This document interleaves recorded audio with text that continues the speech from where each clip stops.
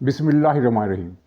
P T I के नाकाम तरीन यौम एहतजाज का नतीजा ये निकला है कि हुकूमत ने मुज़ाकरात से अमलन इनकार कर दिया है और पी टी आई को जो उम्मीद थी कि वो इस यौम एहतजाज में एक बड़े अवामी मुजाहरे करके हुकूमत पर दबाव डाल सकेगी, तो वो इसमें नाकाम रही है। और सवाबी के जलसे में जो नारे लगाए गए अमलन वो पाकिस्तान के ख़िलाफ़ थे, पाकिस्तानी फ़ौज के ख़िलाफ़ थे, गासिब फ़ौज तक कहा गया, इस तरह की दूसरी बातें की गई। लेकिन इसके जवाब में फिर पेशावर में एक जुलूस निकला है जिसमें पाकिस्तान जिंदाबाद के नारे लगाए गए। अगरचे ये कोई बहुत बड़ा जुलूस नहीं था, लेकिन एक टोकन के तौर पर एक बात रजिस्टर करा दी गई कि हम पाकिस्तान से अलहदा होने वालों को, अलहदगी की ख्वाहिश रखने वालों को ये जवाब देना चाहते हैं कि हम पाकिस्तान जिंदाबाद का नारा लगाएंगे। और ये इस तरह सवाबी के जलसे में जो नफ़रत आमेज़ तकरीरें की गई उनका ये जवाब दिया गया। हकूमती ज़राए ये बता रहे हैं, हकूमती नहीं बल्कि रियासती ज़राए आप कहना चाहिए, वो ये बता रहे हैं कि पी टी आई का जो सारा ज़ोर है वो नए इलेक्शन पर है कि हमारा मैंडेट चोरी किया गया, लेकिन नया इलेक्शन दूर दूर तक एजेंडे पर नहीं है। तो लेकिन पहले नाज़रीन हम सवाबी के जलसे का जिक्र कर देते हैं। हाँ, इस ज़िमन में इमरान खान का दूसरा ख़त भी आ गया है। उस ख़त की ख़ास बात क्या है वो भी मैं अर्ज़ करूँगा। तो पहले सवाबी का जलसा, यानी ये जो पिछली मरतबा गंडापुर ने जलसा किया था, ये उस जलसे से छोटा था। 7-8 हज़ार कुर्सियाँ लगाई गई थी और वो बड़ी मुश्किल से शाम तक भर सकी। 2 बजे जलसे का टाइम था, लेकिन 2-3-4 बजे तक 2000 अफराद भी जलसे में नहीं थे। यानी कि सवाबी के लोगों ने इस जलसे को, अगर हम ये कहें कि मुस्तरद कर दिया, तो बिल्कुल सही होगा, गलत नहीं होगा। ये जलसा गाह उस वक्त भरी, पूरी भी नहीं भरी। 8,000 कुर्सियाँ, 7-8 हज़ार कुर्सियाँ थी, तो वो कुर्सियाँ तकरीबन भर गई। आखिर में कुछ कुर्सियों की कतारें खाली भी रहीं, लेकिन ये तब भरी जब ये गंडापुर का जुलूस आया और फिर वो जो जुनैद अकबर है वो उसका जुलूस आया। इन जुलूसों में खासे लोग थे, लेकिन मिल मिलाकर भी पूरे पख्तूनख्वा सूबे से, यानी 4-4.5 करोड़ की आबादी का सूबा है। पेशावर है, डेरा इस्माइल ख़ान है, मर्दान है, कोहाट है, ये 4-5 बड़े शहर हैं, फिर सवात के शहर हैं। इन सारे शहरों से, एक एक शहर से पी टी आई अपने बंदे तलाश कर करके लाई, लेकिन सारे सूबे से निचोड़ कर अगर जो बंदे लाए गए थे उनकी गिनती अगर 8,000 से ज़्यादा नहीं हो सकी, तो ये कितनी बड़ी नाकामी है। आम ख्याल ये था कि अगर पी टी आई पूरा ज़ोर लगाए तो 25-30 हज़ार का जलसा इससे करना चाहिए था। ये पूरे सूबे का जलसा था, ये एक शहर का जलसा नहीं था। और सवाबी की तारीख़ आप जानते हैं, पख्तूनख्वा में पाकिस्तान के दूसरे सूबों के मुकाबले में बड़े जलसे करने का ज़्यादा कल्चर है। वो कोई भी पार्टी जलसा करे, और लेकिन ख़ास तौर पर सवाबी और पारा चिनार, ये 2 शहर ऐसे हैं कि जहाँ कोई भी पार्टी किसी भी वक्त जलसा करे तो वो 10-12 हज़ार बंदे उसमें इकट्ठे कर लेती है। अगर उसका छोटा जलसा भी हो तो तब भी 6-7 हज़ार बंदा तो कहीं गया ही नहीं। यानी चाहे वो ANP जलसा करे, चाहे जमात इस्लामी करे, चाहे पीपल्स पार्टी करे, चाहे मुस्लिम लीग नून करे, JUI करे, 7-8 हज़ार बंदा जलसा में अमूमन सवाबी के जलसे में होता है। अगर आप सवाबी के जलसे की हिस्ट्री मालूम करें, नेट पर भी आपको जलसों का वो क्लिप मिल जाएंगे, तो आपको ये पता चलेगा कि सवाबी और मंगूरा और सवात का और ये सवाबी, ये 2 शहर ऐसे जहाँ हर पार्टी का जलसा बड़ा होता है, और लगता है ये है कि इस शहर में शायद इसी पार्टी की अक्सरियत है। तो सवाबी का ये जलसा हर लिहाज से मायूस कुन था, नाकाम था। इसलिए कि किसी एक शहर का जलसा होता तो इसे हम कामयाब जलसा कह सकते थे।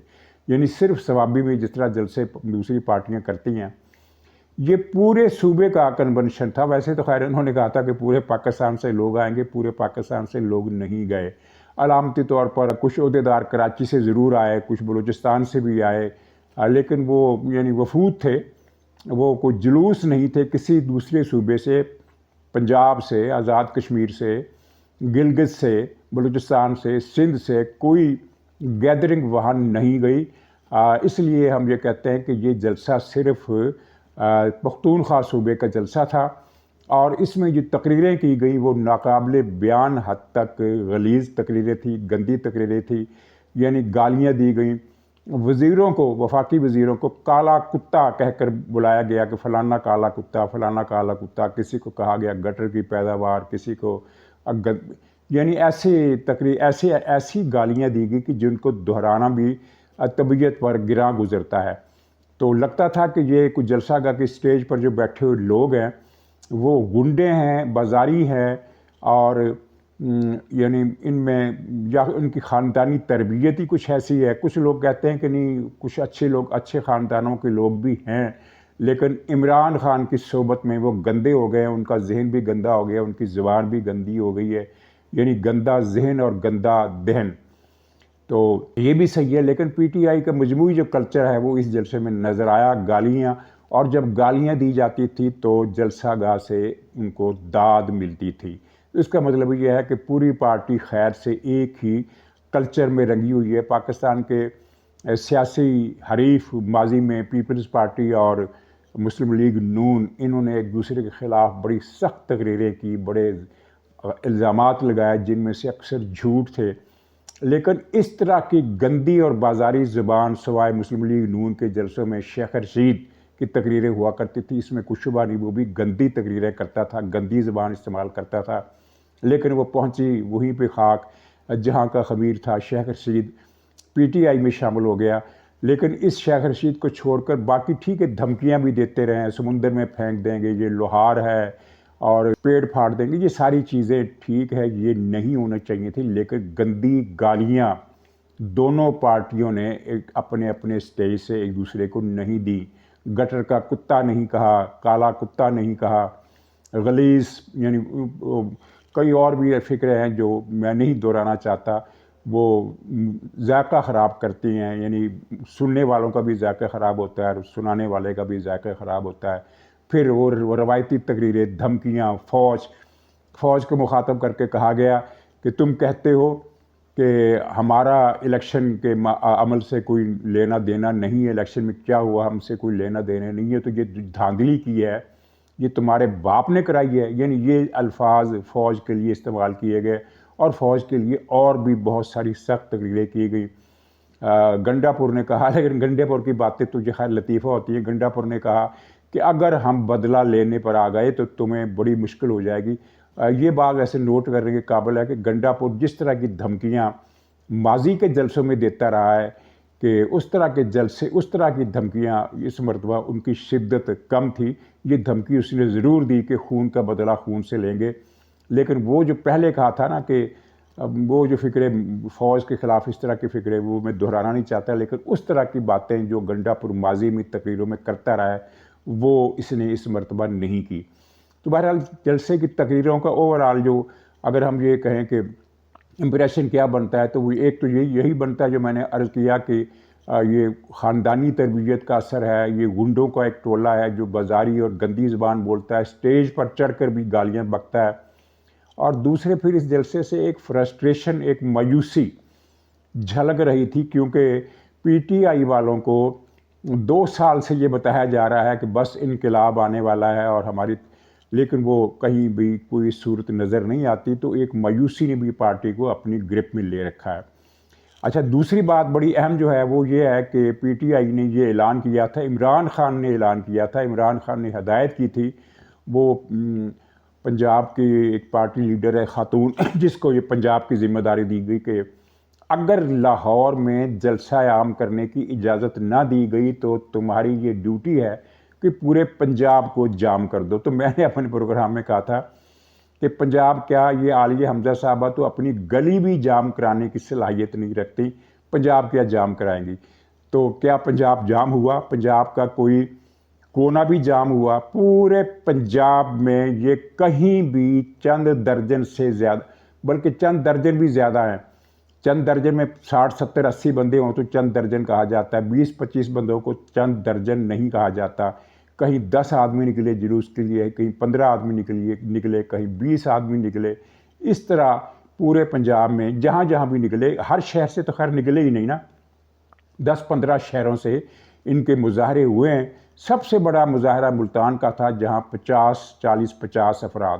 اس مظاہرے کو آپ چند درجن کا مظاہرہ کہہ سکتے ہیں. تو ان میں سے بھی 10-15 پکڑ لیے گئے، باقی بھاگ گئے.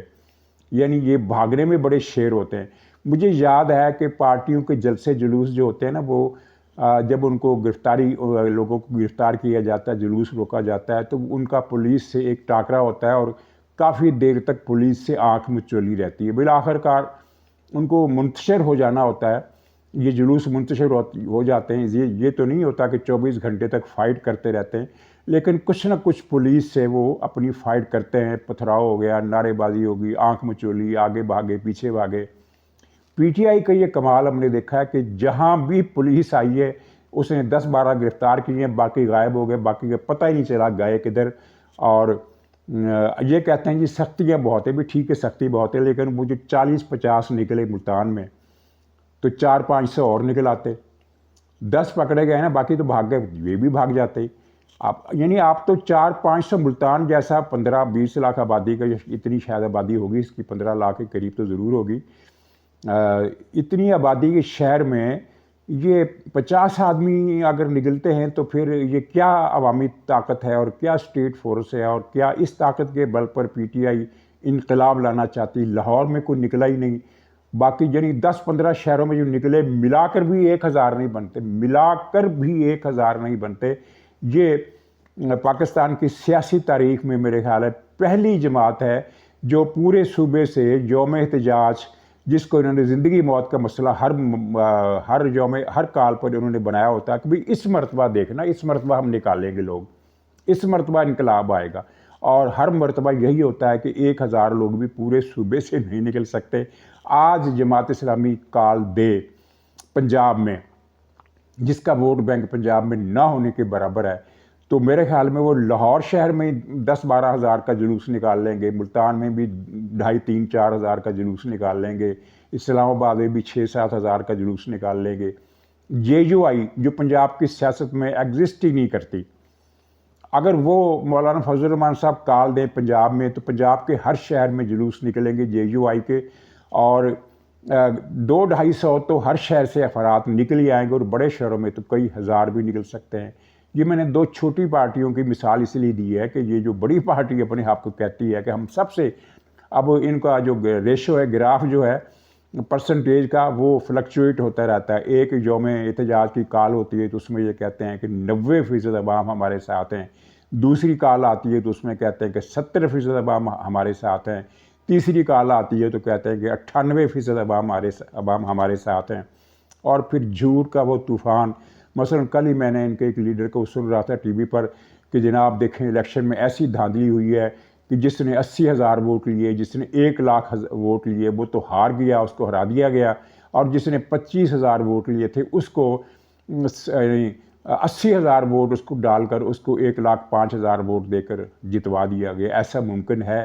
یعنی یہ ڈاکہ کہتے ہیں، ڈاکہ پڑا الیکشن کا ڈاکہ پڑا تھا 2018 کے الیکشن میں، جب وہ سسٹم بٹھا دیا گیا اور ووٹ گننے کا، اور پھر مرضی کے نتائج جاری کر کے پی ٹی آئی کو حکومت دلوائے گی. پھر نتیجہ بھگت لیا، پاکستان نے بھی بھگت لیا، اور جو لائے تھے انہوں نے بھی بھگت لیا کہ یہ ہم کیا کر بیٹھے، اتنا بڑا بلنڈر. تو اب یہ بات ذہن میں رہے کہ یہ افراد کی جنگ نہیں ہے جس طرح یہ کہا جاتا ہے کہ عمران خان کا حافظ اعظم منیر سے جھگڑا ہے، اور جو بھی اس کا بیک گراؤنڈ ہے.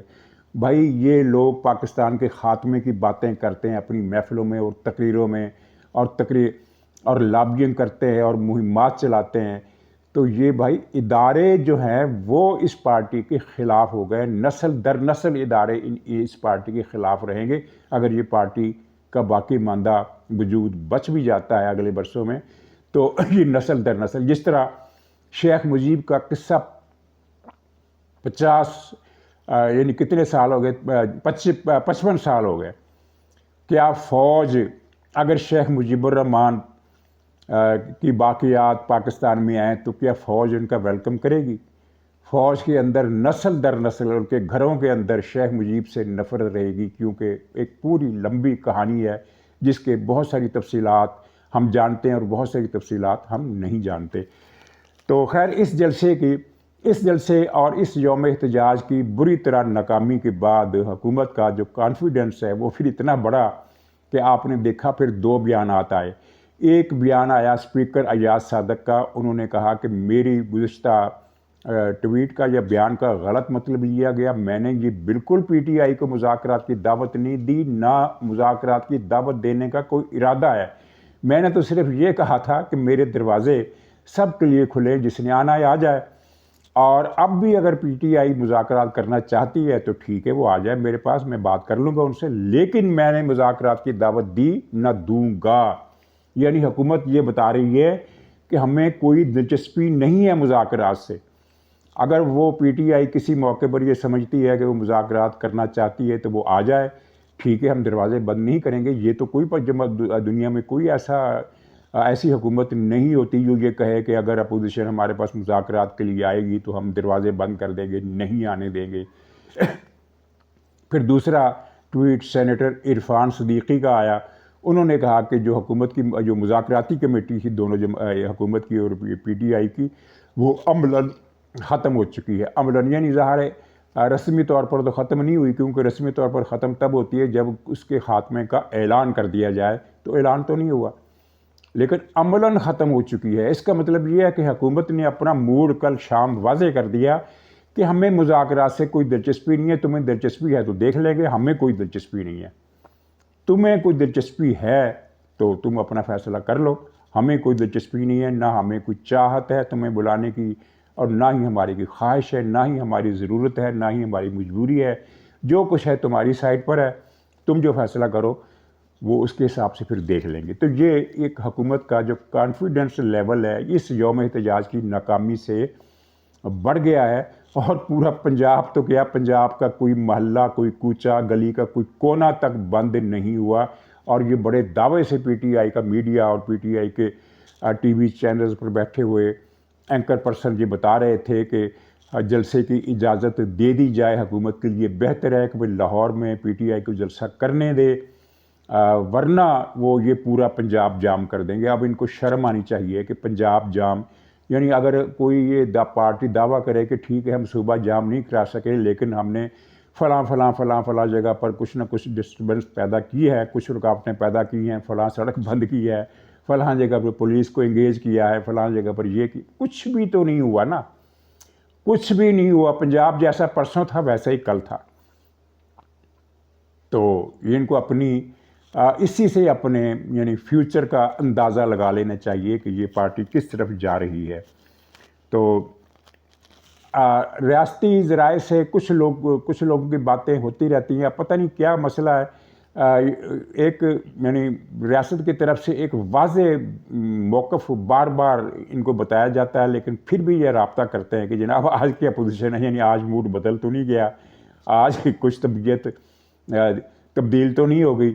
تو انہوں نے پھر رابطے کیے ہیں کہ یہ میں بات کر رہا ہوں کل ایک دن پہلے کی، 8 فروری کی نہیں، 7 فروری کی بات کر رہا ہوں. 8 فروری کو تو خیر یہ سپر فلاب ہو گئے، ان کا بیڑا ہی غرق ہو گیا. لیکن ایک دن پہلے جو کچھ لوگوں نے رابطے کیے اور معلوم کرنے کی کوشش کی تو وہاں سے وہی جواب ملا کہ جو مرضی ہو جائے، یہ حکومت اور یہ پارلیمنٹ اپنی 5 سال کی مدت قطعی طور پر پورا کرے گی.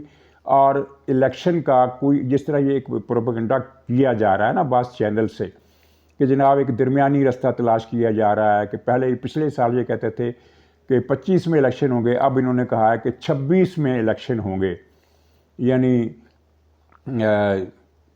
2 سال پہلے الیکشن ہو جائیں گے. تو ان کو جواب ملا کہ نہیں، کوئی الیکشن نہیں ہو رہے. اور ناظرین اس مرتبہ ہوا یہ ہے کہ پچھلی مرتبہ سے مراد یہ ہے کہ مشرف کے جانے کے بعد ریاستی اداروں نے یہ فیصلہ کیا تھا کہ حکومتیں تو ہم بدل دیا کریں گے لیکن پارلیمنٹ اپنی مدت پوری کرے گی. پارلیمنٹ کو مدت پوری نہ کرنے کا جو ایک روایت چلی آ رہی تھی وہ اب ختم کر دی جائے گی، پارلیمنٹ اپنی مدت پوری کرے گی. اور اس کے بعد آپ نے دیکھا کہ ہر پارلیمنٹ نے مدت پوری کی. زرداری صاحب کی حکومت آئی، اس نے بھی مدت پوری کی. نواز شریف صاحب کی حکومت آئی، اس نے بھی مدت پوری کی. وزیر اعظم ان کا بھی بدلا گیا، وزیر اعظم ان کا بھی بدلا گیا.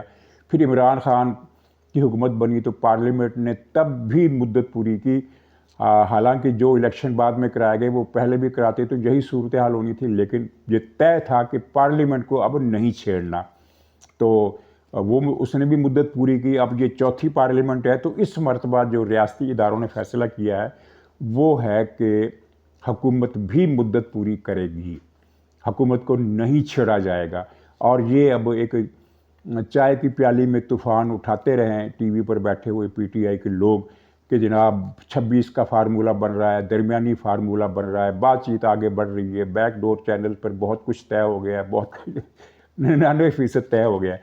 तो खैर इमरान खान ने एक और ख़त लिख दिया है आर्मी चीफ के नाम, और उसमें शिकवा किया कि जनाब मेरे पिछले ख़त का बड़ा तौहीन अमेज़ जवाब दिया गया है, गैर संजीदा जवाब दिया गया है।